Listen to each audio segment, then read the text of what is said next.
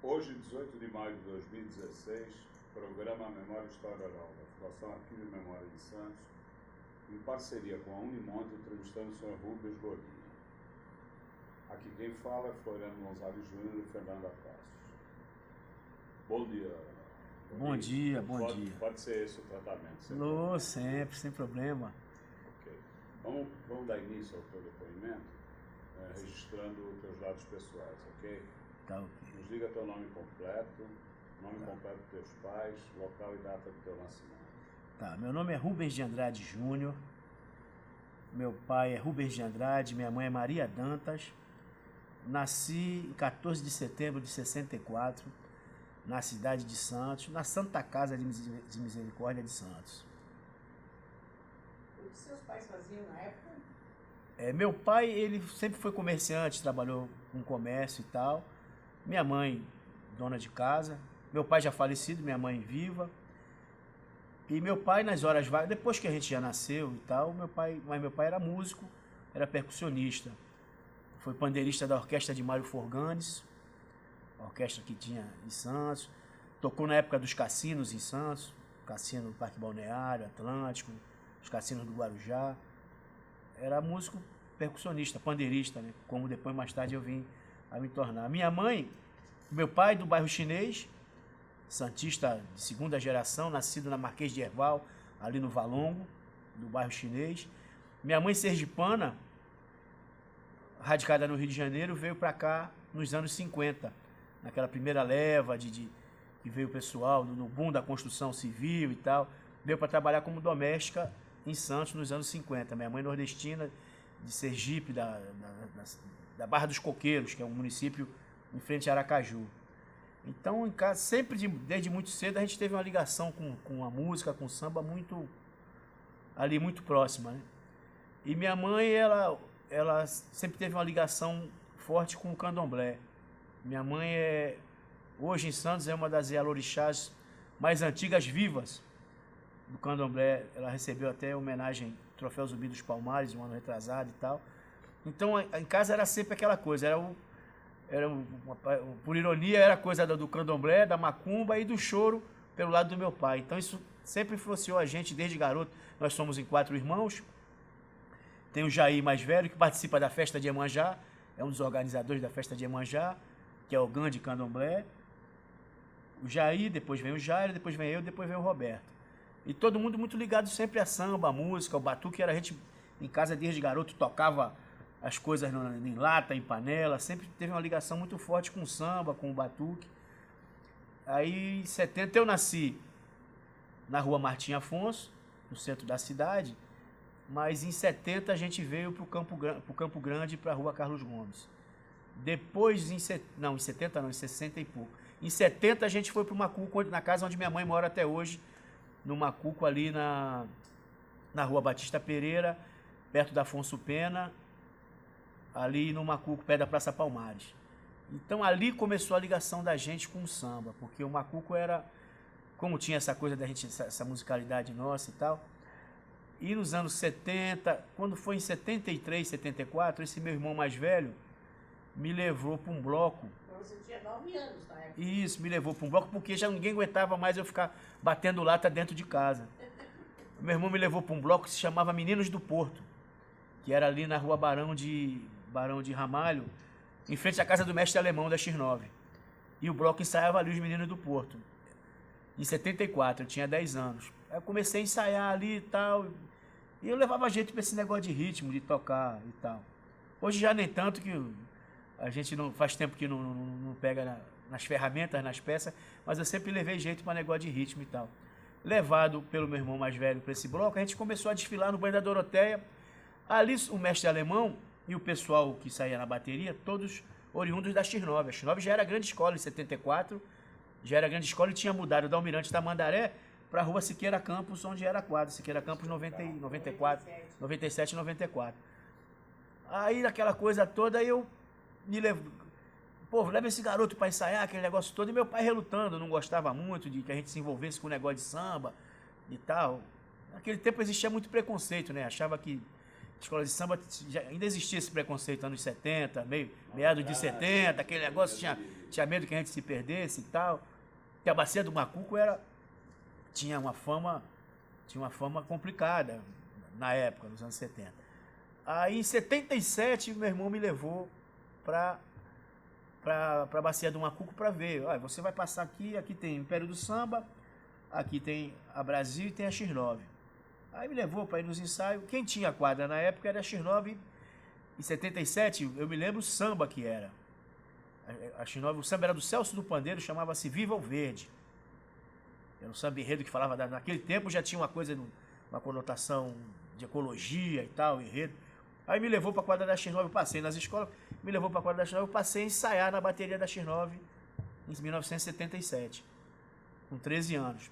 Vamos fazer o teste, mas naquele tempo o garoto não saía na bateria. Tinha que vir para ensaiar na bateria Mirim, porque o alemão tinha começado, o mestre alemão da X9, tinha começado um projeto naquela época, um projeto de escolinha Mirim com as crianças e tal.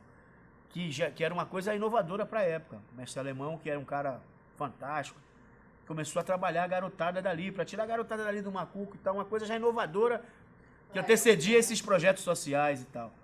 Aí comecei a ensaiar na bateria Mirim, para ver, com vistas a sair na bateria grande. Mas eu e um grupo, mais 3 ou 4 garotos, me lembro, era o Quinho, o Cajó, era uma garotada também da época nossa, assim, da minha faixa etária. E a gente começou a se destacar. Aí os caras, pô, essa garotada tem que subir para bateria adulta, vai sair. Aí ficou aquela polêmica, porque não era uma coisa normal garotos saírem na bateria dos adultos. E a gente fez o teste, que naquele tempo tinha que fazer prova de fogo, o teste se chamava prova de fogo na bateria. Quem fez a minha prova de fogo foi o Babi, que foi remomo. Babi, que foi remomo. E como é que era essa prova de fogo? Essa prova de fogo consistia no cara, um ritmista mais antigo, marcar o surdo com vários ritmos e você tinha que acompanhar, para provar que você tinha versatilidade para sair na bateria. Então ele começava tocando mais lento, o surdo mais lento, e a gente tinha que acompanhar. Depois acelerava, depois vinha lento de novo, a gente tinha que acompanhar. Qual o instrumento que você tocava? Era repinique na época, que eu me adaptava com o negócio do repinique, tinha aquela coisa do atabaque, da macumba e tal, e foi onde eu me adaptei melhor. Eu e esses meninos, que eram garotos também do Macuco, mas não tinham ligação nenhuma com candomblé nem nada. Mas a gente e os caras, pô, que nada, o gordinho, aquela coisa, porque eu era um garoto já gordinho e tal. Dali começou aquele negócio, pô, o gordinho é legal, é bom e tal, bota esse gordinho na bateria, aquele lance todo, e a gente ensaiamos ali, passamos em 1977 para a bateria adulta. Foi uma coisa meio que inédita na época na X9, que era uma bateria já tradicional já, na época, que tinha um grande ritmista, daí isso era um grande ritmista, colocar garotos para saírem, nesse tempo meu de bateria. O Macumba já tocava tamborim na bateria, o Babi, esse que foi remomo, o Babi, o Darwin Ferreira Barbosa, tocava surdo, tinha o Elias, tinha um ritmista fantástico dali, da bateria da X9. Aí eu passei a integrar com 13 anos a bateria Mirim, da bateria grande, saí da bateria Mirim da X9 para a bateria oficial, que era a Magia X9ana já na época. O símbolo era o Saci. Então aquilo para mim foi um motivo de orgulho. Eu passei a sair na X9 como ritmista. Aí começou minha ligação mais estreita com o samba. Com 13 anos de idade? Com 13 anos de idade. Aí lá fomos campeões em 77, em 78 com o samba Hoje Tem Marmelada, que era do Dr. Zelo, a Helenira, eram os compositores do samba, 78, 79, de lá, aí fomos campeões. De lá eu fiquei como ritmista de 77 a 84, saindo como ritmista na bateria da X9. Tive vários campeonatos. Ali começou minha ligação como ritmista. Ali, paralelamente, a gente começou em 80, teve um movimento muito grande no Brasil todo, que era o movimento do fundo de quintal. Então, em 1979 e 80, a gente montou um grupo, chamava o Grupo Coisa e Tal, que passou a tocar sambas dos compositores de Santos. A gente tinha aí o Barbosinha, que era já meu companheiro de bateria da X9, conheci o Barbosinha em 79 para 80, o Elias, que também era meu companheiro de bateria, o Colibri, que era compositor da X9, nós montamos esse grupo com o nome de Grupo Coisa e Tal. Aí a gente passou a tocar samba e colocando as composições desses compositores, incluindo as composições desses compositores, para tocar pela cidade. Isso em 1980. Aí começou, vamos dizer assim, minha vida profissional como músico de grupo de samba, em 1980. Nos bares, né? A gente tocava em todo lugar. Tinha o Círio Libanês, a gente teve assim... Existia um pessoal que já gostava de samba, empresários, que começou a colocar grupos de samba para tocar na cidade. Era muito raro. Naquela época tinha... O Coistal deve ter sido um dos pioneiros. Tinha o grupo Tom Maior, tinha alguns grupos de samba, mas com essa formação, que já tinha aquela influência do grupo Fundo de Quintal, eu acho que nós fomos os primeiros. Por que essa influência do grupo Fundo de Quintal? Porque existia um samba, que chamava o Samba da Pedreira, onde é o Carrefour hoje em São Vicente, era uma pedreira. Em frente ao Carrefour tinha um bar, que chamava o Bar da Pedreira. E ali reuniam-se os músicos de chorinho, da Baixada Santista, e alguns músicos de samba. Ali rolava um samba fantástico, um cavaquinho, violão, que era muito raro isso. Porque a gente era da batucada, não tinha, era muito raro. Porque o pessoal do Macuco era um bairro, era extremamente de batucada, batuqueiro.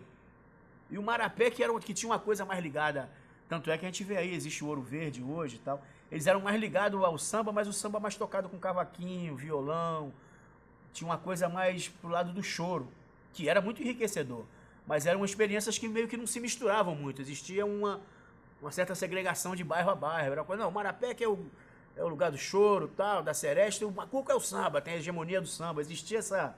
Por besteira, né? Hoje todos nós estamos juntos, todos nós comungamos do mesmo pensamento, mas existia essa segregação. E nesse Bar da Pedreira, que era de São Vicente, era uma coisa onde se misturava. Tocava-se chorinho, cantava-se seresta, mas tinha a coisa do samba também. Aí nós passamos a frequentar lá. Mas a gente era garoto. Ali tinha um respeito tão grande que ninguém entrava para tocar. Eram os senhores, aqueles senhores que detinham aquele conhecimento, eles tocavam, a gente como garoto tinha que ficar só olhando. Não podia nem falar. Se falasse, ficasse comentário, eles paravam de tocar. Tinha muito essa coisa. Começava a comentar, nego beber cerveja, dar risada, eles paravam.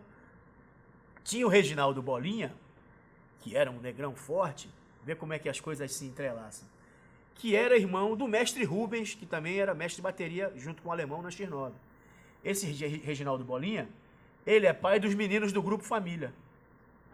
Pai do Riva e do Dô, que são os meninos do Grupo Família. Reginaldo Bolinha, que era ele quem comandava o samba da Pedreira e que era o tocador, ele tocava cavaquinho divinamente. E ali, 78, 79, a gente passou a ir para olhar e tal. Tinha um garoto, mais ou menos, um pouco mais velho que a gente, que tocava violão de 7 cordas divinamente. Tocava um violão de 7 cordas, ele era de São Vicente. E era muito difícil tu ver um cara novo tocar violão de 7 cordas. 7 cordas era um instrumento de senhores já, porque tinha uma técnica que não era assim facilmente passada. E esse garoto de violão de 7 cordas depois sumiu. E tal, outros garotos, depois a gente... O Baita, que era também um tocador de cavaquinho e um grande cantor, tocava cavaquinho lá, era nosso amigo de roda de samba, passou a trazer umas fitas cassete. Naquele tempo não tinha CD. Esse cara tá com um grupo, esse menino de São Vicente que é amigo nosso, tocava aqui na roda do Samba da Pedreira. Olha o samba que eles estão fazendo agora. Esse garoto era o Sombrinha, que saiu de São Vicente e foi pro Cacique de Ramos e fundou, junto com o pessoal, o grupo, junto com o Jorge Aragão, junto com o Almig Neto, com Neuci, Sereno, Biribirani, fundaram um grupo Fundo de Quintal no Rio de Janeiro. Ele saiu daqui de São Vicente, e parece que a Bete Carvalho o viu tocando no Perequê, que no Perequê tinha umas casas de samba, e convidou ele para ir para o Rio, e ele foi para ficar uma semana, não voltou mais. Ele costuma dizer, fui para ficar uma semana e tô lá há 30 anos. Ele foi e gravaram o primeiro LP. Quando a gente chegou a essa fita aqui, nós ouvimos esse LP, do primeiro LP do Fundo de Quintal, isso transformou a música, transformou a maneira da gente tocar samba e entender o samba completamente, porque era uma percussão completamente diferente até então. Nossa referência de samba eram os discos de Martinho da Vila, de João Nogueira, de Roberto Ribeiro começando a estourar. Quando surgiu o grupo Fundo de Quintal, a maneira que eles tocavam percussão e a maneira que eles tocavam o banjo, a sonoridade do banjo, que até então ninguém ouvia o banjo. O Almir Neto introduziu o banjo no samba. A gente queria saber que loucura aquilo transformou a vida da gente, da minha geração, dos caras que tinham essa idade na época, que conviviam com samba. Aquilo mudou, era como se, guardar as devidas proporções, o pessoal tivesse ouvido a bossa nova a primeira vez. Pra gente foi aquilo, porque as harmonias das músicas eram diferentes, o jeito de cantar era diferente, o jeito de tocar era diferente. Que marcou tão forte que é o que se toca, que influenciou até hoje, o que rola no samba hoje, o instrumental que é utilizado, o tantã, o repique de mão, o pandeiro tocado de uma maneira, com uma divisão diferente. Isso marcou a gente. Aí a gente passou a pedir toda hora para trazer aquelas fitas. Ô Baita, traz a fita que a gente quer. E em cima daquilo a gente passou a sacar aquela batida e tal, e começamos, curiosamente. Então a vida da gente, a formação, começou ali, como ritmista. A partir daí que nós fundamos esse grupo que era o Coisa e Tal, a gente sonhava em reproduzir aquele som que o fundo de quintal fazia. Aí todo mundo na cidade começou a copiar a gente. Foi muito legal. Então, vim nos anos 80. E, paralelamente a isso, a gente foi se descobrindo como compositor. Então, quando foi 1992, a gente passou a fazer samba enredo. Aí fizemos o samba enredo para Brasil. A Escola de Samba Brasil, a Tisaurinha, o Santaninha entra no grupo Fundo de Quintal. O Santaninha, que é um grande compositor e que passou a formar junto com a gente nesse grupo. E já tinha uma coisa de compor e tal, incentivou a gente a compor, eu e Barbosinha a escrevermos também. Aí fizemos o samba para a Escola de Samba Brasil em 92, onde a Brasil se sagrou campeã após 25 anos. A Brasil nunca tinha... Há 25 anos não era campeã. O Paulinho, depois que a escola foi campeã, foi uma coisa maluca. O samba era Mãe África, de autoria minha, do Santana, do Barbosa, do Clóvis, do Zinho, do Tempero, do Marcelo, que era do Grupo Improviso. A gente fez uma junção dos músicos da época que tocavam na cidade para fazer um samba para o Brasil. A Tisaurinha, com o carinho que ela tinha com a gente, e com o carisma, nos pediu, faça um samba para Brasil e tal. E apesar da gente deu ser X9, eu fiz o samba para Brasil. Eu não participava da área de compositor da X9 porque era uma aula de compositores, talvez do estado de São Paulo. E a gente, garoto, não se achava capaz de participar da aula de compositores da X9. Fizemos o samba para Brasil por encomenda da Tisaurinha. E a escola sagrou-se campeã com esse samba nosso. Só aí isso despertou uma coisa da gente compor. Aí vê como as coisas vão, uma coisa vai puxando a outra. Seu Nenê da Vila Matilde, em São Paulo, ouve o samba da Brasil, com uma forte ligação com as pessoas daqui de Santos. Fala, gostei desse samba, alguém conhece esses meninos? A coisa do destino e tal. O filho dele, o Betinho, era amigo do meu irmão mais velho, esse que me levou pro samba. Filho do Seu Nenê de Vila Matilde. Betinho era amigo do meu irmão, esse meu irmão mais velho que me colocou no samba. Falou, teu irmão é compositor? Pede a ele pra fazer um samba com o pessoal aqui. Aí fomos em 92 fazer o samba concorrer o samba da Nenê de Vila Matilde. E pegamos o Baby, que era também nosso amigo, passou o Baby, que é um grande cantor, um grande puxador de samba. Na época ele não era puxador, era puxador de samba da União Imperial, que era um grande destaque, uma grande voz. Pegamos e fizemos o samba da Nenê de Vila Matilde para concorrer. Fomos campeões em 92 na Nenê de Vila Matilde, com um grande samba. O Baby foi a revelação. Desculpa, esse mesmo time de compositores? Isso. Do Samba do Brasil?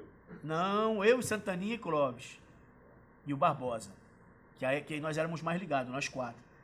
E levamos o Baby para cantar e fez o samba junto com a gente. Em 92, somos campeões na Nenê de Vila Matilde, com samba enredo, em São Paulo. E aí ficamos de 92 a 93 na Nenê de Vila Matilde. Aí, nessa soma, nós ganhamos 10 sambas na Nenê de Vila Matilde em São Paulo.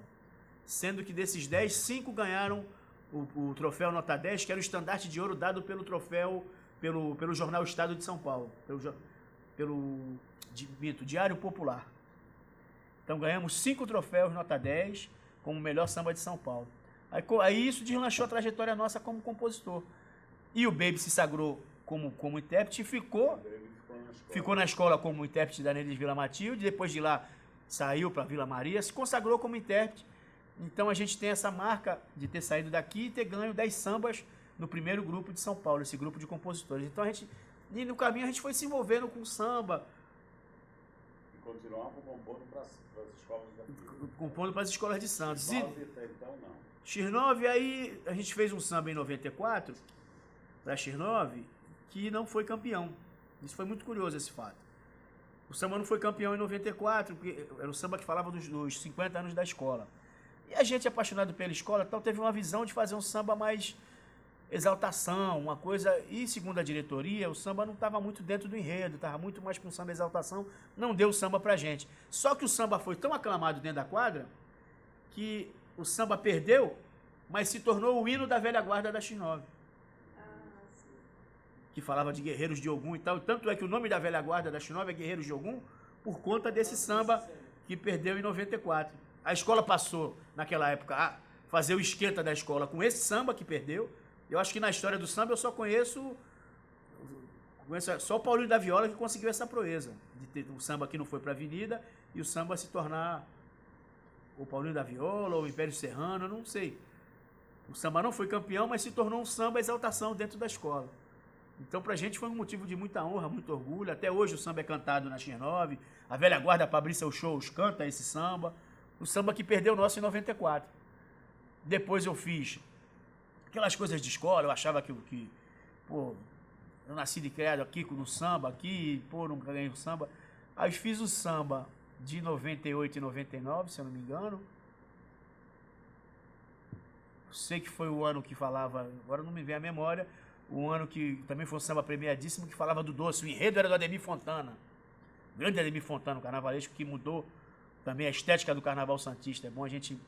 Se tem duas pessoas que mudaram a estética do carnaval, foi Jean Herrero e o Ademir Fontana. São dois grandes carnavalescos que mudaram a maneira de alegoria e de fantasia das escolas de samba. O Carnaval de Santos pode dizer que é um antes deles e depois deles. O enredo era do Ademir Fontana, que falava de amargo já basta a vida. E a gente fez um samba, mas sem colocar o nome. Vê que coisa maluca, né? Eu achava que se eu colocasse o nome eu não iria ganhar. Não sei por quê. Tava magoado com a coisa de 94, de não ter ganho o samba. Eu achava que, pô, os caras... A gente tava ganhando na Nenê de Vila Matilde. Aí eu achava que, pô, os caras estão achando que eu não sou mais X9, agora eu sou Nenê de Vila Matilde. A gente tinha esses grilos, né, quando garoto, né? Aí não coloquei o nome. Aí a escola foi campeã. Primeiro foi Memórias da Rua 15. A escola foi campeã com esse samba meu, só que no nome de outras pessoas, e depois de Amargo Basta a Vida. Aí depois de muitos anos, 2008, eles me convidaram e eu fiz o samba do Plínio Marcos. Samba que era em homenagem ao Plínio Marcos, e a escola foi campeã também. Então na X9 eu tenho 3 sambas, os 3 a escola foi campeã, o samba meu. Então a gente pode dizer que tem um pouco de pé quente nesse lance. Então paralelamente a vida da gente foi caminhando, minha vida foi caminhando como compositor, e como músico. Aí eu fui tocar. A gente fez esse movimento do grupo Coisa e Tal. Depois o grupo se encerrou. Mais tarde a gente teve um movimento muito importante da retomada da roda de samba na cidade, que foi no Bar do 3. O Michel era dono do Bar do 3. A gente tinha uma roda de samba que era aos domingos. Isso já no ano 99, 2000. Era os domingos. A gente colocava 1.200 pessoas por domingo nesse movimento do Bar do 3, que voltou o samba de roda da cidade, voltou essa roda de samba com sambas de autores da cidade. E paralelamente eu comecei a tocar no Rio de Janeiro, fui chamado para tocar com a dupla do Arlindo Cruz e Sombrinha, que eles saíram do Fundo de Quintal e montaram uma dupla. Arlindo Cruz e Sombrinha, Arlindo Cruz que hoje faz carreira solo.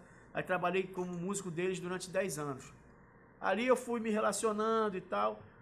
Nisso, Jorge Aragrão gravou samba meu, Alcione gravou samba de minha autoria. A gente veio desenvolvendo uma carreira paralela como músico e como compositor no Rio de Janeiro. Aí já parto para o Rio de Janeiro para trabalhar como músico e como compositor, onde eu fiquei 10, 12 anos assim na ponte rodoviária Santos-Rio, trabalhando. Você falando no Rio, vamos falar da diferença do samba carioca, do santista e do paulista. Isso vem como? É assim, segundo informações das pessoas mais antigas, como o seu J. Muniz, o próprio Oswaldinho da Cuíca deve ter declarado isso, e a gente é bem perceptível isso. O que acontece? A origem do samba de Santos está muito ligada ao pessoal do trabalhador portuário e ao Rio de Janeiro. Porque, se você vai notar, as primeiras escolas de samba foram fundadas em 44, a X9 é de 44, a Brasil de 48, e são todas elas fundadas por trabalhadores portuários, gente ligada ao porto. Estivadores, seu Vadico o seu Vadico, o marido da Tisaurinha, era estivador, Cabo Roque da X9 trabalhava em rebocador. E essa ligação com o pessoal do Porto do Rio de Janeiro.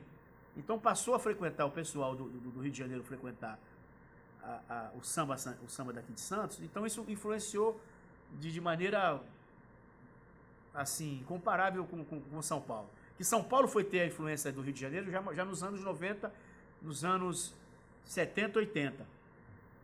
A batucada das baterias de Santos, ela é muito ligada ao ritmo das baterias do Rio de Janeiro, que é o ritmo mais cadenciado, mais balanceado. O samba paulistano, o samba paulista, ele tem uma origem rural, no Batuque de Pirapora, que era aquela manifestação meio religiosa. É uma coisa que no Rio de Janeiro eles chamam de jongo, em São Paulo eles chamam de batuque, que é a coisa do tambu. Mas é o mesmo princípio do jongo do Rio de Janeiro, que é uma coisa rural, que vem das fazendas de café, é estritamente de origem negra também, que tem o mesmo valor, não tem o que comparar. Mas nos anos 40, 50, Santos já tem essa, por causa da ligação do porto, porque os sambistas do Rio de Janeiro eram também trabalhadores portuários que tinham contato com os trabalhadores portuários de Santos.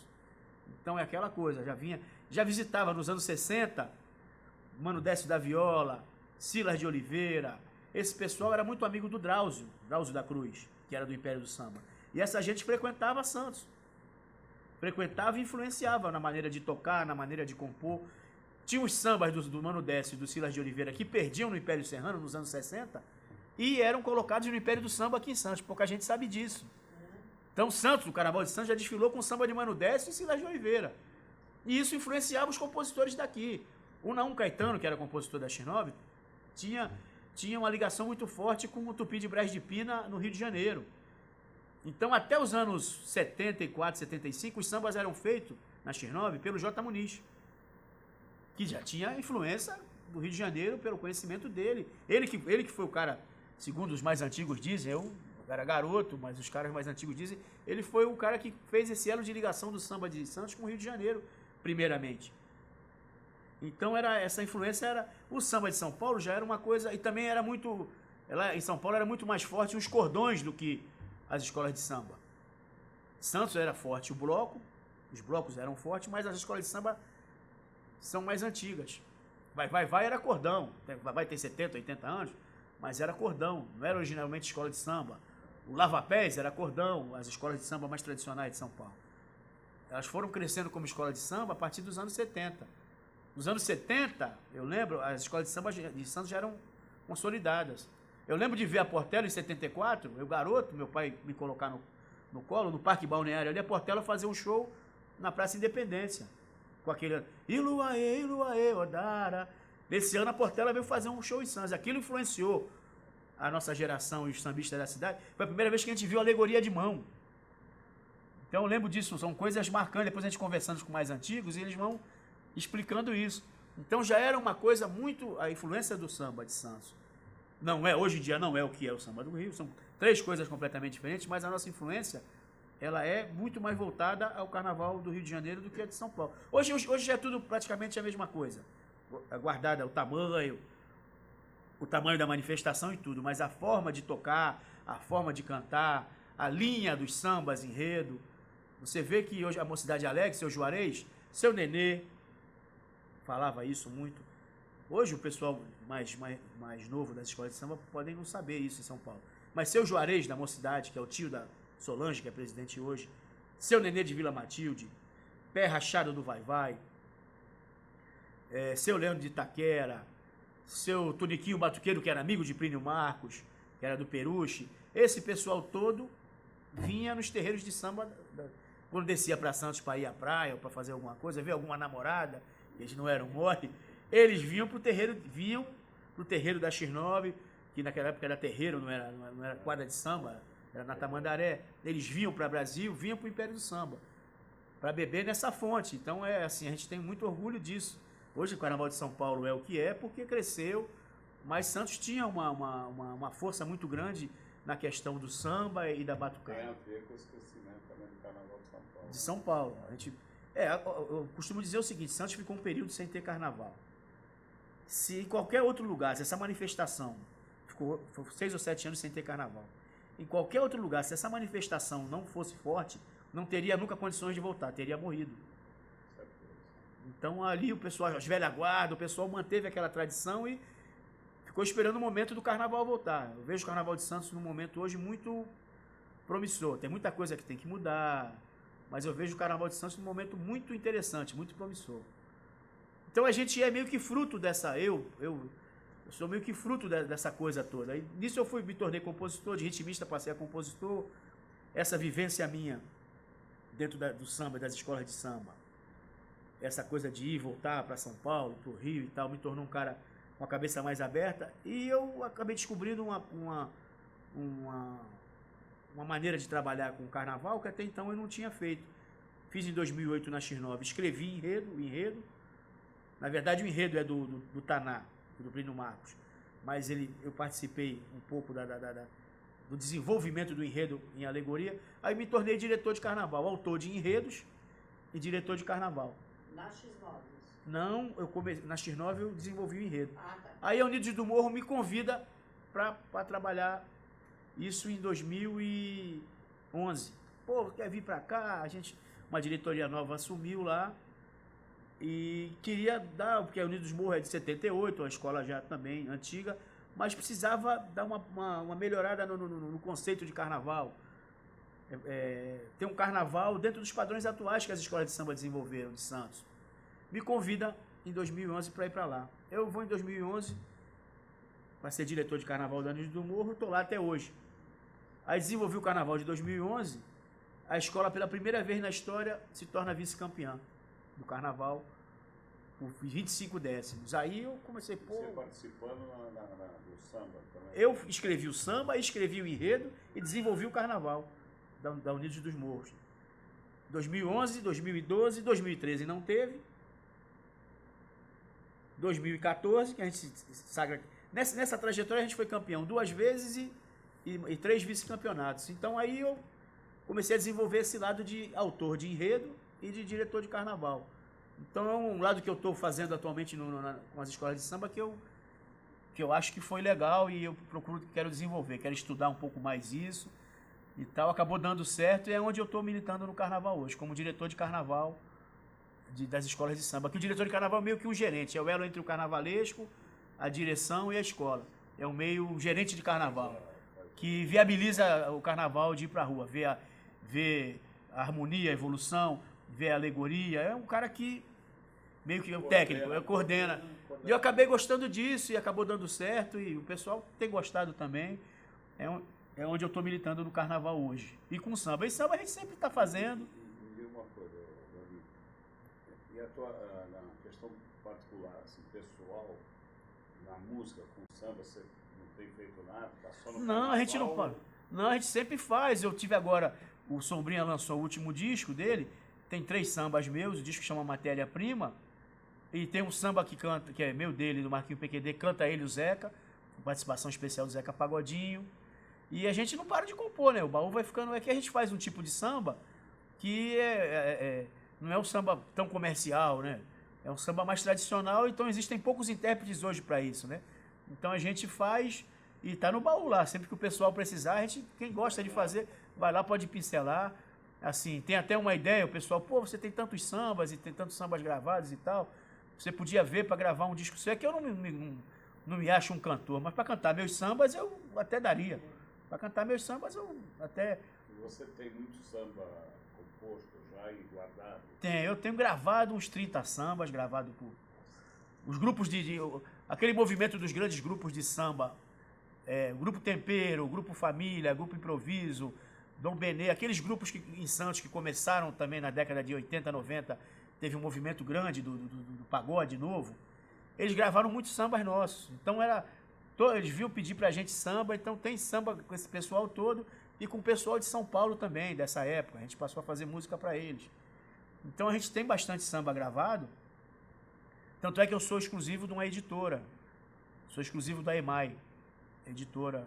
Tem uma exclusividade, um contrato de exclusividade. Mas ultimamente a gente não tem gravado muito samba, mas a gente sempre tem. O baú tá cheio lá. O pessoal quiser, é só ir lá. A gente não para porque a gente gosta, né? Vai sempre fazendo. Não tanto quanto eu gostaria de fazer, estou mais voltado a samba enredo. Agora em 2015, voltei a fazer na Nene de Vila Matilde. Fui campeão em 2015, ganhei o samba enredo lá. O samba foi premiado com o troféu SRZD, que é do site do Sidney Rezende, especializado em carnaval, como melhor samba de São Paulo em 2015. Isso me deu também uma alegria muito grande. E o pessoal tem me chamado para fazer. E você também teve uma experiência na Grande Rio. Isso, recente agora a cidade de Santos foi homenageada pela Grande Rio e o pessoal, pô, fazer o samba, me pediu para fazer e tal. Aí eu fiz o samba e cheguei na final. Não fui campeão, mas cheguei na final com grandes chances. Foi uma experiência muito boa. Eu já tinha feito samba no Rio de Janeiro em 99, fiz para Beija-Flor, quando o enredo era São Vicente. Cheguei na final também e fiz para Mangueira no ano de 2008 no Cacique de Ramos. Meu parceiro era o Arlindo Cruz e o Sombrinha eram meus parceiros, mas nunca não tinha chego numa final.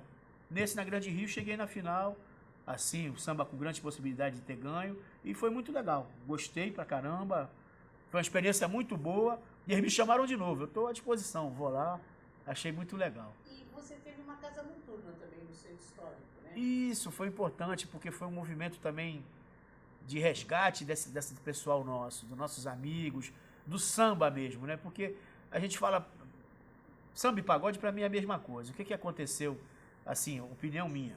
Existe o samba bom e o samba ruim. É que a mídia, num certo momento, convencionou a chamar o samba de pagode.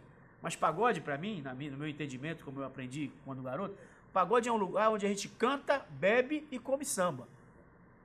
Tem a definição do Aurélio, pagode chinês, templo chinês, mas pagode para mim é uma celebração, onde a gente come, bebe, canta samba, toca. Então, nos anos 80, a mídia convencionou a chamar esse novo movimento de pagode.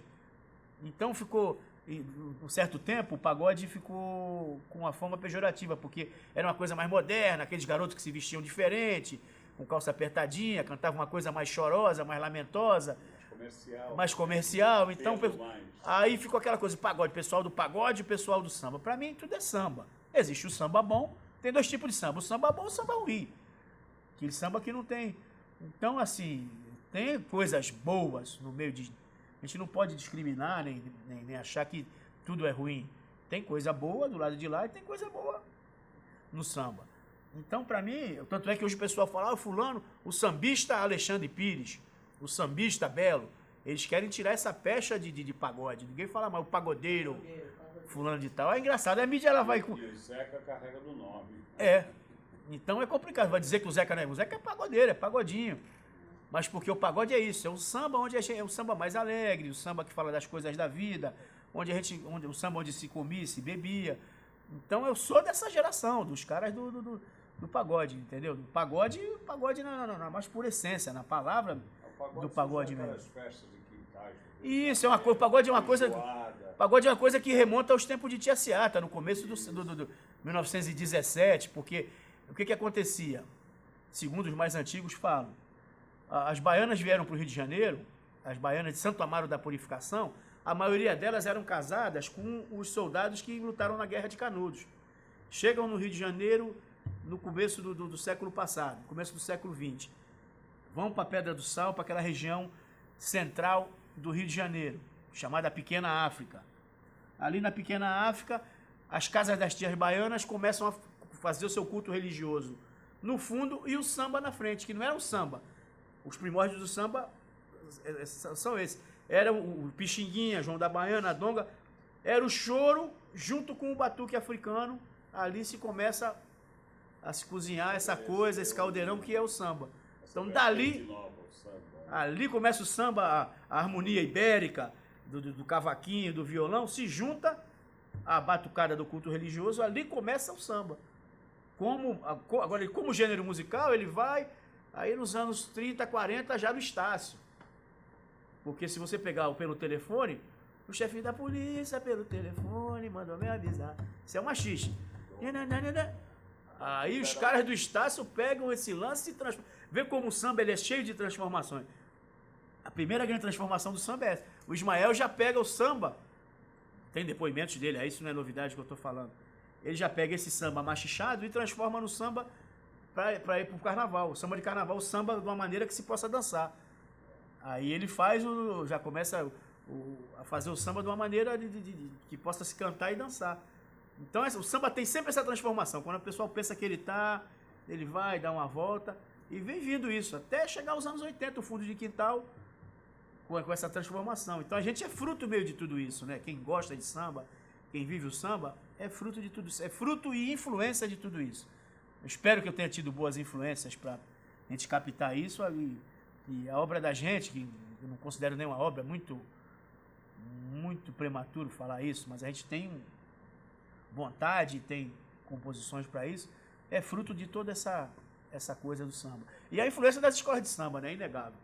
A influência desses grandes bambas que tiveram em samba, Naum Caetano, o próprio Dr. Zelo, que é o doutor, escrevia muito bem, que era um delegado de polícia, compositor, Naum Caetano, Pedrinho da Velha, Celso do Pandeiro, tem muita gente, existe uma rapaziada hoje nova, uma geração de compositores novos, que tem essa influência toda muito boa que vem por aí. Eu já visto as cantoras que tem em Santos hoje de samba, era uma coisa muito difícil ter cantora de samba, cantoras hoje que ganham sua vida cantando samba da cidade. Eu acho isso muito interessante. As cidades estavam vivendo um movimento, o samba está vivendo um movimento cultural na cidade muito, muito legal nesse momento, muito interessante. Tem mais espaços, né? É porque no tempo da gente, no meu tempo de samba, quem queria curtir samba, ele ia para as escolas de samba, a pessoa que era aficionada a samba mesmo, as quadras de samba, que eram a X9, depois mais tarde, o Império do Samba, que era no Cine Dom Pedro, na Campos Melo, que tinha um terreiro de samba, tinha uma quadra de samba lá, onde iam jogadores do Santos, na época de ouro do Santos, dos anos 70, Carlos Alberto, Edu, Coutinho, iam para o Império do Samba, X9, e mais tarde a União Imperial, que a gente tem que deixar registrado aqui, que a União Imperial também foi um elo de ligação com a classe média e com o pessoal do samba. Nos anos 80, o pessoal da classe média passou a frequentar a União Imperial e isso também parou com essa segregação do samba. Isso tem uma importância muito grande a União Imperial na história do samba de Santos, por conta disso. Passou o pessoal da classe média a frequentar aquele pessoal que era mais do... Já existia na X9 o pessoal que a gente chamava do Gonzaga, que era o pessoal da ala Mordedores, que era... Esconderia Mordedor, que era o Buru, o Velha, a própria Thelma de Souza era do Mordedor, a Thelma de Souza foi nossa prefeita, saiu na X9, na Esconderia Mordedor, que era o pessoal que não era dali do Macuco, que passou a frequentar, isso ajudou a escola de samba. As pessoas que falam, pô, começou o branco a entrar no samba, né? Tinha essa expressão que eu achava, hoje eu acho terrível, porque eu não me considero nem branco nem preto. É complicado, minha mãe é negra, meu pai era branco, então é complicado. Em jogo de preto contra branco, os caras queriam me dar apito para eu apitar. Então eu sempre tive esse problema de identidade. Era neutro, né? É, então é bem maluco isso. Mas a gente tem que ver a contribuição desse pessoal com olhos positivos. Existem algumas pessoas que ainda acham que isso escola de samba, movimento cultural, é dinâmico. As pessoas precisam participar, todo mundo participar para que aquilo caminhe. Então teve uma importância muito grande. No primeiro momento, esse pessoal da Mordedores, que veio, e depois foi para Padre Paulo também, a gente tem que citar a Padre Paulo, que é uma escola dos anos 70, que tinha também um pessoal de classe média, que não era ligado da comunidade, que passou a frequentar, e a escola fez isso também. O desfile das escolas de samba passou a ser uma coisa, a exemplo do que ocorria no Rio, né, nos anos 70, o pessoal, jornalistas, profissionais liberais, passaram a frequentar as escolas de samba. E isso deu um impulso, a escola de samba passou a ser aquela coisa segregada só do Macuco, passou a ter uma coisa, ser uma coisa da cidade. Eu gostaria que fosse mais, até, do que é. Mas a gente tem que deixar registrado isso. Nos anos 70, esse movimento 74, 75 foi muito bom. Eu me lembro que na época antiga só tinham 3 escolas, né? Brasil, a Império e a Isso, a X9. E elas desfilavam no final do desfile dos blocos. Isso, é bom a gente deixar... O bloco que era, até o enredo que eu fiz no Morro esse ano que passou, falava disso. Porque a grande sensação, o grande xodó do Carnaval de Santos eram os blocos, era a Favorita de Sultão, Bola Alvinegra, tantos outros blocos, chineses do mercado, eles eram o Carnaval de Santos. As escolas, a partir de 74, 75, é que as escolas de samba passam a ocupar um lugar de destaque. Não tinham brancos nas escolas. Não tinham, era. Exclusivamente Era uma coisa, era restrito à comunidade negra mesmo da cidade. A partir dos anos 70, 74, a gente tem que deixar aqui registrado, 75, vieram dois carnavalescos, uma dupla de carnavalescos que eu não vou para X9, que eram estudantes de arquitetura. Vê como uma coisa é. Santos é uma cidade. Parece que o destino acompanha a coisa do Rio de Janeiro. No Rio de Janeiro, o Fernando Pamplona, nos 74, 75, coloca o pessoal de Belas Artes no Salgueiro para participar das alegorias. Aí o Carnaval do Rio começa a dar um boom. Em 75, em Santos, uma dupla de arquitetos formados no Santa Cecília passam a fazer o Carnaval da X9. Eu lembro que a dupla era Arduin e Serrone. Esse Serrone se tornou um dos maiores cenógrafos de teatro em São Paulo. Eu acho que é José Carlos Serrone, me fale aqui, me perdoe se eu estiver falando o nome errado. O Serrone se tornou um dos maiores cenógrafos do Brasil, e esse Arduin eu não lembro. Era Arduin e Serrone, o pessoal fala Arduin e Serrone. Eles fizeram o Carnaval da X9 chamado Beleza das Águas, que era aquele samba do Naum antológico. Sonhei que eu era um peixinho dourado. A estética desse carnaval de 75, trazida por esse pessoal que era da arquitetura, faz o Carnaval de Santos mudar. Foi a primeira grande revolução do Carnaval de Santos, da maneira estética, em 75, mas já trazido por esse pessoal. E eles fizeram 4 ou 5 carnavais na X9, inclusive esse, que o primeiro ano que eu participei, em 77, que era o Vivo Verde. Então, o Carnaval de Santos passou a ter uma estética mais bonita, ligada, porque as fantasias eram todas, era o pirata, era o Lorde, era aquela coisa. A partir de 75, a estética de carro alegórico e de fantasia ganha um impulso fantástico. Depois, mais tarde, o Jean Herrero, na Padre Paulo, que foi um dos primeiros caras que eu vi usar, as pessoas falam muito em reciclagem, material reciclado, ele de garrafa, garrafa que naquele tempo não era garrafa PET, garrafa de água de plástico e prato dourado de doce, de bolo, ele fez fantasias com aquela palha que dava na serra, uma palha vegetal, uma pluma vegetal que dava na serra. Ele fez um carnaval na Padre Paulo fantástico, também revolucionou a estética. E em 81, o Ademir Fontana, que é um artista plástico da cidade fantástico, que veio de Escola de Belas Artes, vai para a X9, também promove uma outra revolução. Então, existem essas fases, nos anos 70, 80, e mais tarde, nos anos 90, Santos passa a contar com o apoio dos artistas de Parintins.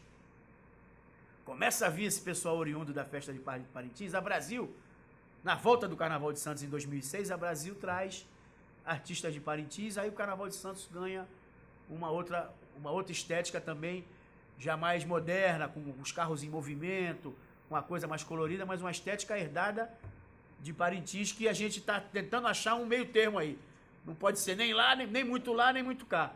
Mas é fantástico, o trabalho desse pessoal de Parintins é fantástico e já está no Brasil todo, está no Rio, está em São Paulo. Então existem esses momentos do carnaval, falando da parte estética. Da parte do samba, mais propriamente dito, houve uma evolução das composições, do nível de samba enredo. Se você pegar um samba enredo de uma escola de samba de Santos hoje, ela se compara com qualquer samba de São Paulo e do Rio. Porque os compositores de Santos, depois que a gente foi, passaram a ir disputar sambas em São Paulo. Com esse ato que o Carnaval de Santos teve de 99 a 2006, todos esses compositores e ritmistas de Santos passaram a integrar as escolas de samba de São Paulo. Então começou esse pessoal a sair daqui e integrar a bateria lá. Profissionais de barracão, casais de mestre-sala e porta-bandeira. Tem gente de Santos que é primeiro casal, que é primeiro mestre-sala e primeira porta-bandeira em São Paulo. Então, para você ver a importância da cidade no carnaval e no samba. Então esse pessoal, enquanto teve esse ato, poderia ter parado de desfilar. Esse pessoal foi para São Paulo. São Paulo hoje é 1h e meia daqui. Então Santos meio que ficou perto de São Paulo, com essa coisa da segunda pista da Imigrantes. Então o pessoal começou a sair daqui e ir para lá. Isso deu um crescimento, tanto no Carnaval de São Paulo, na parte, eu acho que a gente contribuiu com a parte nossa de samba. Os puristas podem até me contestar aqui, mas eu acho que a gente deu essa influência, tanto na parte de tocar, na maneira, tanto como o Rio de Janeiro deu. O Rio de Janeiro passou a ser mais perto de São Paulo também. O sambista do Rio passou a vir mais para São Paulo. Mas a gente também deu essa contribuição daqui para lá, com mestre-sala, com porta-bandeira, com compositores, com ritmistas, e eles passaram a vir para cá. Tem pessoal de carnavalesco de São Paulo que hoje trabalha em Santos, faz, desenha. Então eu acho que é isso, o samba tem que ter essa integração, o carnaval tem que ter essa integração. Tem que ter, senão a gente não cresce. A gente já está naquela estética, ficar naquela, o carnaval. O carnaval hoje é uma festa dinâmica, a gente precisa ter, o carnaval de Santos hoje, ele precisa ser autossustentável, o que é muito difícil. Eu ainda acho que tem muita escola de samba em Santos para o tamanho da cidade. Tem muitas escolas de samba, acho que isso é uma dificuldade para o carnaval da cidade. Mas isso o tempo é que vai. A gente, quem é aqui, né? A gente está dando um depoimento aqui que vai ficar para o tempo. Então, de repente, eu vou ser condenado ou vou ser consagrado lá na frente. Mas é uma visão minha, é a visão do momento. A visão para o futuro, eu acho que é o carnaval de Santos. Ele ter ele mudar, ter menos escola, ele se tornar uma festa que não faça competição ao Rio, a São Paulo. Essa coisa de ser um dia diferente, alguns não agradam. Para mim, eu acho que é a grande salvação do carnaval da cidade. A gente fazer um evento cultural ligado à escola de samba, ligado ao carnaval, num dia que fuja do carnaval do Rio e de São Paulo, porque Santos é uma cidade turística, muita gente vai vir, vai descer para prestigiar o carnaval. Houve um grande avanço, que hoje nós temos um lugar próprio para as escolas desfilar, que antes não havia. No começo, quando a gente começou com samba, era na praia, depois ficou indo de um lado para o outro, mudava muito. Hoje já existe um lugar, espero que esse lugar, me parece que hoje oficialmente é o lugar do desfile das escolas de samba, não tem como tirar mais dali, o desfile de escola de samba.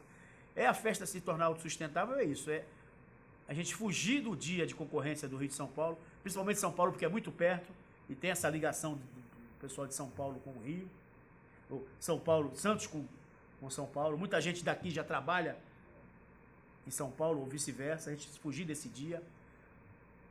A arquibancada ser uma coisa que seja rentável para poder isso voltar para as escolas de samba, essa grana voltar, porque não adianta tu fazer um espetáculo só em cima do subsídio da prefeitura. A gente teria as escolas de samba, mas as escolas de samba podem trabalhar o ano todo. Não é tão fácil assim, porque hoje Santos tem um problema esse problema de boom imobiliário, então você não acha um espaço para que as escolas tenham sua quadra. Quem tem, algumas têm quadra em próprio público, cedido através de comodato pela prefeitura. Então não é a coisa, a quadra tal, numa cidade que tem um espaço físico para se ter quadras, teria que se achar uma solução para isso. Então é difícil. Acho que a escola tem que trabalhar o ano todo. Muitas pessoas criticam como se as escolas não trabalhassem o ano todo. Elas não conseguem trabalhar com uma renda, porque o Carnaval de Santos hoje, em média, sai 1.000, 1.200 pessoas por escola. Para se botar um carnaval num nível que faz uma X9, uma União Imperial, uma Unidos dos Morros, para se botar um carnaval desse na rua, tem um custo hoje que a verba que a prefeitura dá não cobre. Entendeu? Então as escolas, como é que elas fazem? Vão atrás de patrocínio, atrás de atividade, mas é muito complicado ainda. Então eu acho que o empresariado da cidade, a exemplo do que ocorre em São Paulo e no Rio, eu já vi esse ano que o carnaval foi num dia diferente, eu já vi gente que não saía em escola de samba saindo, empresários, pessoas, não sabia que era legal isso aqui. Então eu acho que tem um caminho por aí, o dirigente que tiver, as pessoas que comandam o carnaval, tanto na parte da liga como na parte da prefeitura, se tiver um olhar atento a isso, a gente pode dar uma virada no carnaval da cidade, porque é um carnaval que vem de lá de trás, tem a sua tradição, carnaval de escola de samba, primeiro com os blocos, depois com as escolas de samba. É um carnaval que pode se tornar viável financeiramente, é um carnaval que pode gerar renda para o artista da cidade, para os profissionais, para as pessoas que fazem alegoria, que fazem fantasia. É um carnaval que pode gerar divisa no turismo, a partir do momento que ele é fora de um dia do carnaval convencional. Sempre antes, eu não acho que carnaval depois do dia de carnaval não é carnaval. Para mim, perde todo o sentido. fazer o carnaval depois do carnaval, não. Tudo aquilo que antecede é exemplo do que ocorre na Bahia, as micaretas. Só na Bahia aqui, depois tem carnaval. Na Bahia e Recife, que eles são... Continua, né? Eles adoram o carnaval. Em respeito a essa questão de você decidir menos escolas, né, e competir em menos escolas, como se faria isso? Matar o florescimento de escolas? Não, eu acho que é o seguinte, eu acho Uma fusão. Eu acho que poderia ter fusão, porque a gente vê no mesmo bairro, 4, 5 escolas. Então as pessoas tinham que ter um pouco mais de senso de união, porque fica muita vaidade. Aí eu briguei nessa escola aqui, eu saio para fundar uma. Daqui a pouco o Carnaval de Santos está inchado, não cabe tanta escola de samba. Escolas pequenas, né? Entendeu? Que aí acaba ficando 3, 4 sem expressão, podendo se fazer uma com grande expressão. No mesmo bairro, com os mesmos ideais, na mesma comunidade, se trabalhando junto. Eu acho que é isso. Eu não sou contra a fundação de escola de samba, não. Desde que aquilo venha com uma base, com um fundamento. Senão, do bairro, aquilo tem que ter. Fica assim, sai uma. Na Zona Noroeste mesmo, tem um monte. E a Zona Noroeste, que é a mais antiga, para citar um exemplo aqui, é o Nível da Zona Noroeste, que é dos anos 70, e tem uma tradição, tá ali. Aí já surgiram 4, 5... Dragão. Em volta. Então é complicado. Com todo respeito às escolas novas, não estou dizendo que não tem o que aparecer. Mas isso tinha que ser melhor estudado, porque a verba, a situação já é. Aí o carnaval fica impedido de crescer.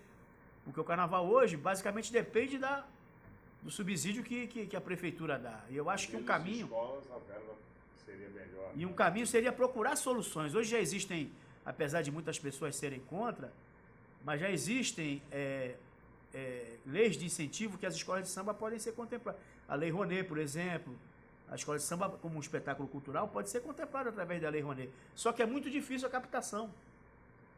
Mas em Santos existem grandes empresas do porto. O porto aí gera riqueza e tal, gera também alguns transtornos na cidade e não dá nada de volta para a cultura. O empresário portuário tem que abrir a cabeça para isso, precisa dar de volta para a comunidade e para a cultura isso. Fica uma coisa muito... Ele vem e faz, enche de caminhão aí, numa cuca cheio de caminhão, de container, tal, Citrosuco e outras mais, para não citar empresas aqui, mas precisa dar uma contrapartida cultural para a comunidade. As grandes empresas do porto. Então o empresário portuário tem um pouco de receio disso. Esportivo, social, cultural, social, esportivo. Então precisa ter um retorno disso. Precisa que as escolas de samba, elas também, fazer a meia-culpa aqui de nós, do samba. Precisa ter mais um olhar para o social, né? Porque senão fica aquela coisa só a festa pela festa, e não é isso. A gente tem nossos irmãos do Rio, de São Paulo, provando que a escola de samba, por ser um movimento cultural que agrega pessoas de todos os segmentos da sociedade, pode ter uma força muito grande dentro da comunidade. Ela pode promover eventos sociais e projetos culturais e sociais dentro da sua comunidade que pode transformar aquela comunidade. Não só voltado ao samba, pode dar aula de reforço escolar, pode dar aula de música, pode dar esporte. Precisa ter um grande projeto assim, revolucionário em torno disso. Aí a sociedade vai olhar para nós sambistas com o outro da cidade, né? Que no Rio de Janeiro e São Paulo já ocorre. Mas aqui precisa ocorrer, existe alguma coisa, mas é muito tímido ainda, eu acho. Precisava ter isso com mais força, porque aí integraria os bairros realmente com as escolas, a sociedade civil com as escolas de samba, o movimento do samba cresceria, das escolas de samba cresceria de uma maneira mais ordenada e se livraria de vez dessa coisa, dessa pecha de carnaval, o pessoal só quer fazer carnaval, fica esperando a verba da prefeitura. Isso é muito ruim. Quando eu ouço isso, eu fico muito chateado, porque eu não trabalho assim, as pessoas que trabalham comigo não trabalham dessa maneira.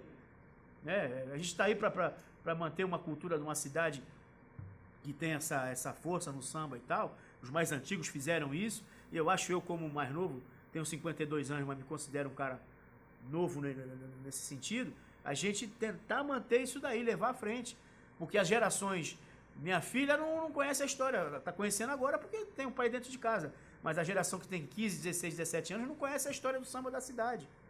Não sabe a importância que o samba da cidade teve para a cultura do estado de São Paulo. Entendeu? Até para a cultura da cidade, até para a cultura do estado de São Paulo. Fica aquela coisa, Santos... Fica sempre aquela coisa, Santos foi o segundo maior carnaval do Brasil. Esse saudosismo que não leva a nada. Foi o carnaval do Brasil em termos de escola de samba. Mas isso já foi. Enquanto a gente ficar sentado em cima disso, eu acho isso muito nocivo, muito... foi. Foi, gente, o nome já diz, foi. Vamos trabalhar para que a gente seja... Foi, já era. Já era, vamos mudar essa mentalidade. Vamos voltar um pouco.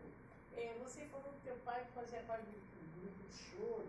Não, meu pai era fulião, meu pai nascido ali, eu tenho fotos em casa e tal, e conversando com tenho tios vivos ainda, graças a Deus, irmãos dele, meu pai era o mais velho de uma família de 7 irmãos, 7 ou 8 irmãos.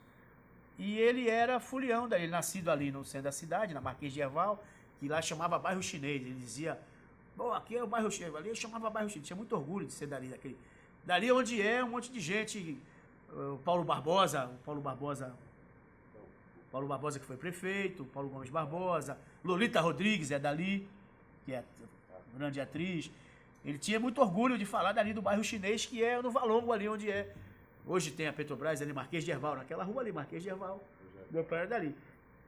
E na época dele eram os blocos, então ele foi dos chineses no mercado, saía tocando pandeiro nos blocos. Mas tinha uns choros, e eu tenho fotos antigas lá, ele era ligado aos choros aborrecidos do Marapé. Tem uma foto lá com o estandarte de 1948, que eu mostrei pro Zinho, que é do Ouro Verde, do movimento musical do Ouro Verde. Ele reconheceu o pai dele, o seu Lili, que foi um grande violonista e professor de vários tocadores de violão, de músicos do Marapé. Tá seu Lili, tá meu pai, tá o Generoso da Cuíca também, que é uma figura antiga do samba da Baixada Santista, um cuiqueiro fantástico. Diziam que o Generoso tocava o hino nacional na Cuíca. Então meu pai, ele era dessa turma meu pai era de 29. Marapé é sempre musical, né? Marapé tem essa força musical, né? Essa força o Macuco era aquela coisa musical também, mas mais batuqueira, mais da raiz do samba. E o Marapé sempre com aquela coisa ligada ao choro, à seresta. Tinha o samba também, mas acho que tinha uma musicalidade maior, por conta desse pessoal todo do choro ser ligado. Então existiam esses choros. Tinha um chorão santista, os mais antigos podem citar. E meu pai era do Aborrecidos do Marapé, que os choros saíam cavaquinhos, em vez de ser a bateria, de percussão eram pouca, um surdo, tamborim, pandeiro, mas eram, 10 cavaquinhos, 20 violões, era aquela coisa, e eles saíam cantando marcha rancho e cantando choro no carnaval, que eram os ranchos. Os ranchos não, os choros. O rancho era uma outra coisa que era mais ligada às fantasias, às alegorias, que tinham os ranchos também. O rancho que foi o precursor das escolas de samba, né? A escola de samba pegou muita coisa do rancho. A alegoria, o carro alegórico, é oriundo do rancho. Essa coisa de fazer a fantasia alusiva a um tema, isso é coisa do rancho. Então a escola de samba herdou muito do rancho, tanto no resto do Brasil como em Santos. Porque os caras até falam do rancho. Os cordões o pessoal saía fantasiado, mas... aleatoriamente, cada um era uma fantasia. Era como um bloco de sujo, uma fantasia de pirata, outro de tirolês, outro de índio, outro vestido de mulher. Não existia o rancho organizava essa coisa. A música que era cantada era alusiva às fantasias e aos carros. Daí de onde nasceu o enredo, né? O enredo. O rancho trouxe a coisa do enredo.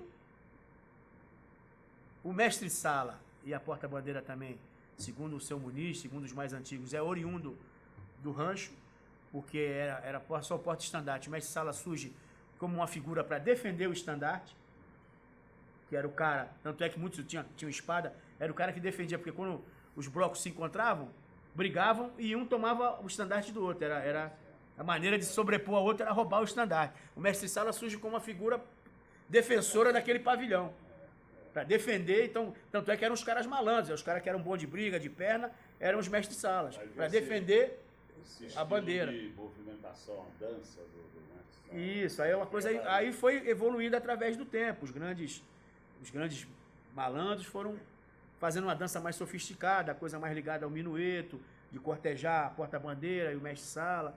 Então tudo na escola de samba, no samba, tem uma fundamentação. Tem uma fundamentação. Se a gente pegar o desfile como é hoje, dividido em quesitos, a gente pode dizer a bateria, a harmonia e a evolução. A harmonia ele é muito ligado ao canto. A harmonia é totalmente canto. As pessoas às vezes confundem. Porque o diretor de harmonia faz a evolução. A harmonia é canto, é o canto da escola. A evolução é a dança. Então tem essa coisa. As pessoas confundem a harmonia com a evolução. Então, a alegoria...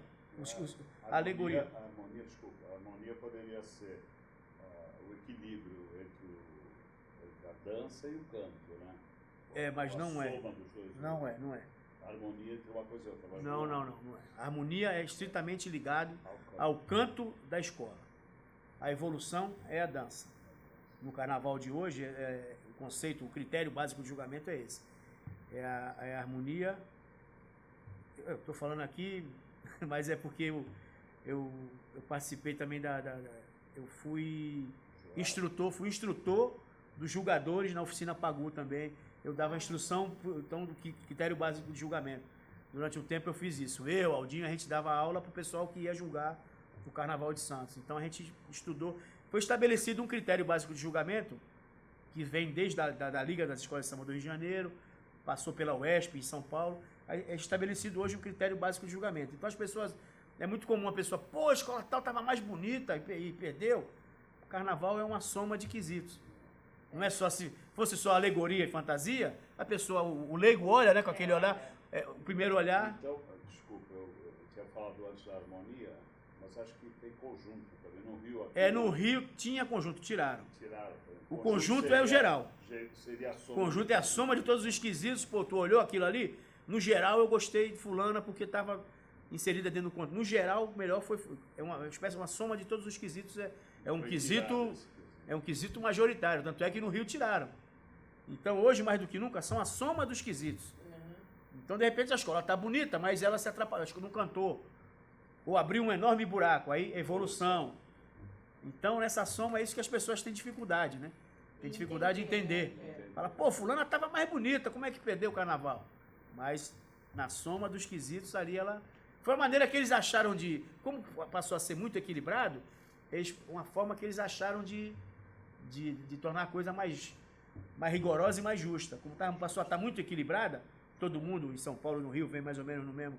Aqui a gente ainda tem um pouco de desequilíbrio nesse sentido. Acho que eu era favorável que tivesse uma coisa mais a gente não manda no carnaval, a gente dá sugestão, né, para os amigos e para as pessoas quando perguntam. Porque aqui não está tão equilibrado ainda assim. Tu vê 4 escolas, 5 ali no nível. O resto tem um pouco de desequilíbrio. Gostaria que fosse mais equilibrado. Mas é assim, são os que são... E cada quesito tem o critério básico de julgamento. Então, para se julgar a bateria, se leva em consideração, não é conceito, são critérios básicos. Não, eu gostei mais dessa bateria, então o jurado está dando um conceito dele. Não, aquilo está balizado num critério. Ela aqui teve afinação, bateria tal, teve afinação, teve constância no ritmo, não acelerou, está bem afinado, teve criatividade, criando convenções, as chamadas paradinhas. Então esse é o critério de julgamento. A fantasia está adequada ao enredo, tem a ver com o conceito do enredo, está com acabamento perfeito, tal. A alegoria é a mesma coisa. Está traduzindo um conceito, está bem acabada, assim por diante. Cada quesito existem critérios básicos de julgamento. Que o julgador, em tese, deveria ter. Alguns não tem, né? Deveria ter. Em tese, deveria ter isso. Em tese, deveria ter isso. A gente lutava para que fosse assim. Domingo, você como diretor do Carnaval da Unidos Morros, você deve ter trabalho o ano inteiro, né? Porque isso... a gente começa assim... Prende o ano todo. A gente começa agora, quando acaba o Carnaval, Isso também foi um conceito que eu implantei, eles não tinham muito... Até para a gente ter condições de trabalhar. A gente começa agora com a escolha do tema. Entre maio e junho se escolhe o tema, o enredo. Escolhe o enredo. Aí, em cima disso, a gente tenta correr para ver se esse enredo dá para captar patrocínio. A gente tem optado nos últimos anos por temas culturais mesmo, que digam respeito até à cultura da cidade. Porque aqui é muito difícil captar patrocínio, você falar...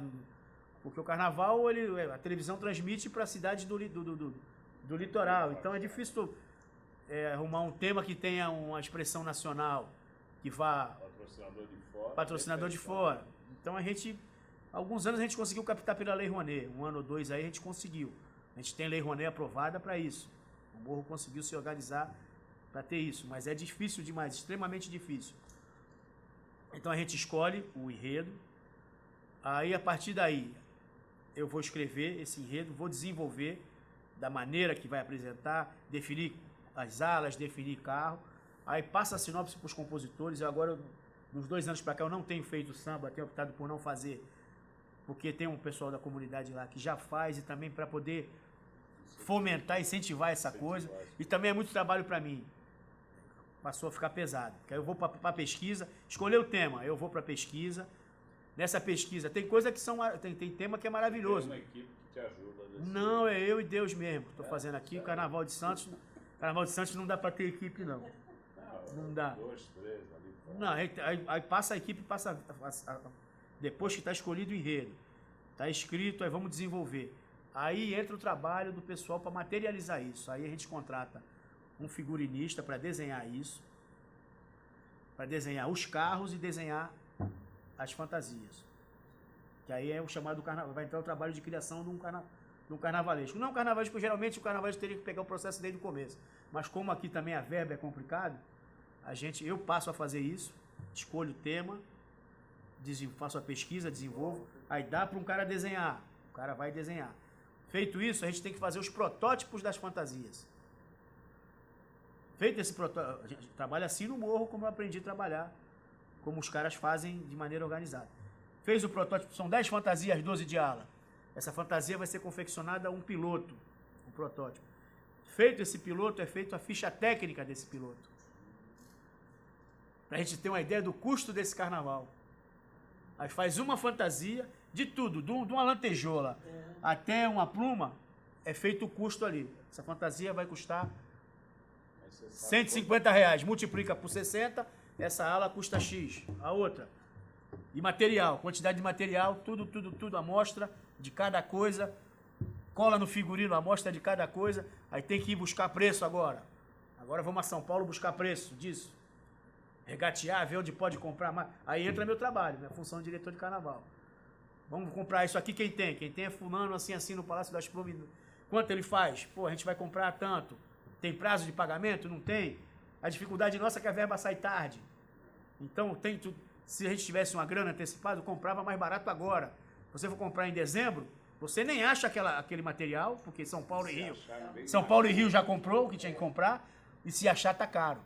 Aí começa ó, isso aqui tá desse jeito, vamos adaptar. Aí é onde entra o trabalho do artista, do cara que faz a fantasia. Vamos adaptar. Isso é X, podemos fazer por Y. Tudo isso, todo esse processo leva 4, 5 meses, para quando tiver em outubro ir para os ateliês. No Morro a gente optou, tem escolas que estão fazendo, no Morro a gente conseguiu nos 5 últimos anos criar ateliês no Morro mesmo. Já tem grupo tem 5 núcleos onde as fantasias são feitas lá mesmo. O cara faz uma, eles fazem as fantasias lá mesmo. Já tem ateliê no Morro mesmo.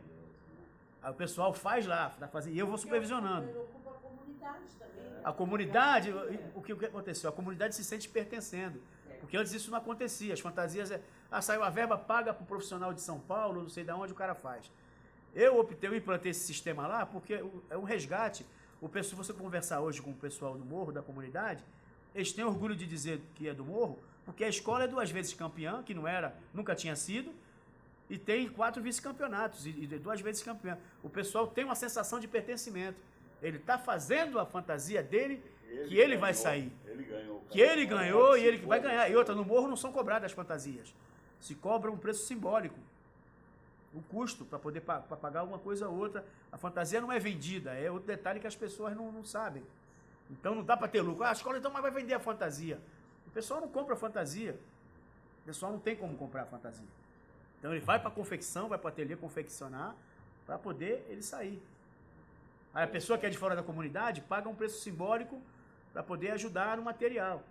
Então se leva isso para a comunidade um sentimento de pertencimento mesmo do lugar. Então são feitos nos ateliês as fantasias. Aí parte para o barracão. Outubro, novembro tem que começar o barracão. Aí se pega os desenhos dos carros, vem o profissional de Parintins, é explicado o conceito do carro, ele passa do desenho para a realidade. Aí que é um trabalho também de Hércules, De barracão. de não, barracão, não, que é você- louco. Mas o barraco de vocês não é lá no morro. Não, tem que alugar, tem que se alugar, o barracão aqui embaixo, porque não dá para subir com o carro de lá do morro para cá. É aqui embaixo, aí se arruma barracão. Esse pessoal vem de Parintins, uma equipe de 6 profissionais. Um é ligado à ferragem, o outro é ligado à escultura, o outro é ligado a acabamento, o outro é ligado só a movimento de carro. Eles vêm numa equipe de 6 que eles começam em novembro e só saem em março. Eles vêm e ficam morando no barracão. Ah, sim. E aí tem o pessoal de acabamento, pessoal que faz o acabamento do carro, que é da comunidade, que passa a trabalhar dentro do barracão. Então, meu trabalho é supervisionar tudo isso, os ateliês de fantasia e o barracão, para ver se está dentro da proposta do enredo. Tem coisa que não está, dá para mudar. Aí depois de feito isso, o que eu tenho que fazer? O carnaval está praticamente pronto, uma semana. Eu tenho que escrever a pasta para os jogadores, para justificar. Quando o cara vê aquilo, ele saber o que ele está vendo. Primeira ala representa isso. Por que dentro do enredo? Aí eu faço toda essa que a gente chama de defesa do quesito. Escrevo tudo isso, a pasta para o jogador, quando o jogador abrir, ele saber o que está olhando, o porquê de cada coisa. Aí fora, aí, tem que pôr a escola na rua. Colocou na rua para desfilar, pessoal de... Aí tem a ajuda da direção de harmonia. Lá no meu caso é o Índio, que é um grande diretor de harmonia. Esse ano trabalhou como diretor de carnaval. Você pode chamar de uma equipe. Né? Aí entra a equipe, é onde entra a equipe. Mas aí eu tenho que ficar capitaneando tudo isso daí. Então toma meu tempo, porque eu sou estivador no Porto de Santos. Então, porque não dá para viver de carnaval. Minha profissão é estivador. Há 20 anos eu sou estivador no Porto de Santos. Paralelo a esse trabalho de música que eu contei aqui que eu fazia, eu não vivo só de música. Eu, como vários companheiros sambistas, trabalham no Porto. Então, eu tenho que estar... Fica essa coisa. Aí a família agradece bastante. Fala em família, fala um pouco da tua família. Tu é casado, a tua esposa tem ligação com o samba? Ah, minha esposa, se não fosse a minha esposa, eu não conseguiria estar nessa vida, porque a compreensão dela, o incentivo dela, a gente está junto desde 93. E ela sempre foi ligada ao samba, assim, nunca era frequentadora da União Imperial, mas sempre me apoiou em tudo, desde que a gente está junto, participa, dá opinião nas coisas, me conduz, quando a coisa tô meio perdido que não consigo enxergar, ela, vai por aqui. Então, e minha filha nasceu nesse meio já. Tem uma filha? Eu tenho uma filha de 17 anos, a Júlia é de 99. E passou também a integrar isso. Minha filha sai na bateria da União Imperial e sai na bateria do Morro, como ritmista. Também é minha companheirona, 17 anos, estuda, trabalha, mas ela adora samba e adora bateria de escola de samba. Aí sai na bateria, toca repinique, pra minha alegria, toca repinique na bateria do... participou lá das escolinhas do mestre Simonal. Simonal deu os primeiros toques para ela. Hoje ela é ritmista, tudo, já levo ela para gravação, ela toca repinique na bateria do Morro e na bateria da União Imperial. Ela gosta tanto que ela sai em 2 baterias. Legal. Gordinho, tem mais alguma coisa que você acha importante para deixar registrado, que você gostaria de falar a respeito do carnaval da cidade, a respeito da cidade? Eu acho importante deixar, eu falei assim, tudo que eu me lembrei, mas eu acho importante a gente deixar registrado aqui a importância da cultura do samba para a gente como brasileiro e para nós, falando especificamente de Santos, porque Santos é uma cidade que tem uma expressão cultural na música e em vários segmentos, mas no samba tem uma expressão muito forte. Se a gente for analisar, grandes artistas da cidade fizeram uma história na música fora. Se você for analisar assim friamente, desde Luiz Américo nos anos 70, que é um grande cantor que foi sucesso nacional nos anos 70, até o Grupo Cara Metade, que até um dia desse era sucesso no Grupo Tempero. Então a gente tem que dar valor a essas pessoas. Tem uma expressão cultural, o samba tem uma expressão cultural muito forte dentro da cidade. Então eu acho muito importante o depoimento dessas pessoas ligadas à arte, à cultura, especificamente ao samba, para a Fundação Arquivo e Memória. Porque muito se perdeu. Não existia essa política de registro de imagem, registro de depoimento.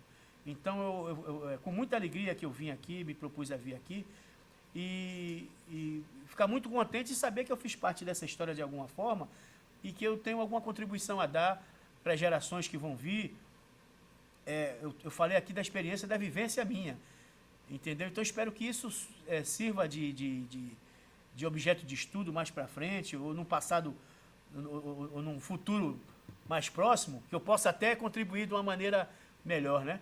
Que eu viva bastante, que eu possa até contribuir em loco para a pesquisa, de alguma forma, dessa geração que está vindo e que, assim, tem uma literatura uma literatura específica da música e do samba da cidade.